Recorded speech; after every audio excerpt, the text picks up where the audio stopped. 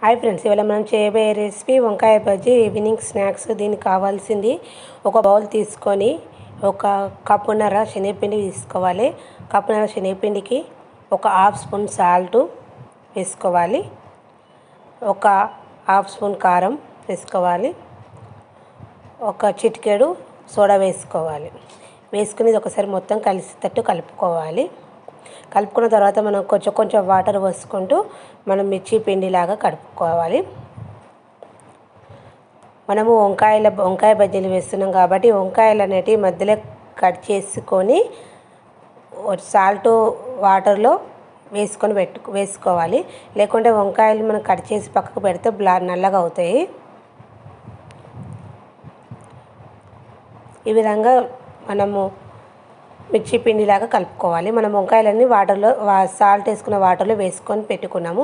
వంకాయ అనేది ఒక్కొక్కటి తీసుకుంటూ ఇట్లా పిండిలో ముంచుకుంటూ డీప్ ఫ్రైకి సరిపడా ఆయిల్ పెట్టుకోవాలి. ఆయిల్ కాగాక మనం ఇట్లా ఒక్కొక్క వంకాయను ముంచుకుంటూ ఆయిల్లో వేసుకోవాలి.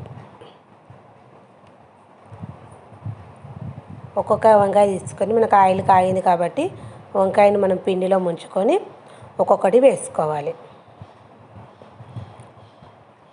ఇవి తొందరగా గోలుతాయి. ఈవినింగ్ స్నాక్స్కు అప్పటికప్పుడు ఒక 10 మినిట్స్లో తయారు చేసుకోవచ్చు. ఎప్పుడు ఒకే రకంగా చేసుకున్న బదులు ఇప్పుడు డిఫరెంట్గా చేసుకుంటే పిల్లలు బాగా ఇష్టంతో తింటారు.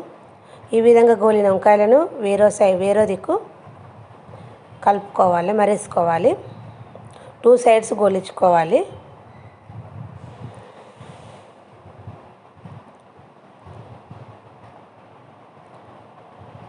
మనం వెంటనే కలిపితే వంకాయకు ఉన్న పిండి అనేది ఊడిపోతుంది కాబట్టి కొంచెం ఒక దిక్కు వేగాక మరో సైడు కలుపుకోవాలి.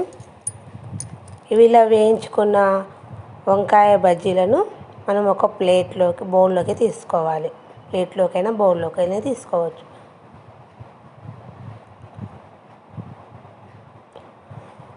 ఎంతో రుచికరమైన వంకాయ బజ్జీలు రెడీ. బాయ్ ఫ్రెండ్స్, మీరు ఒకసారి ట్రై చేసి చూడండి.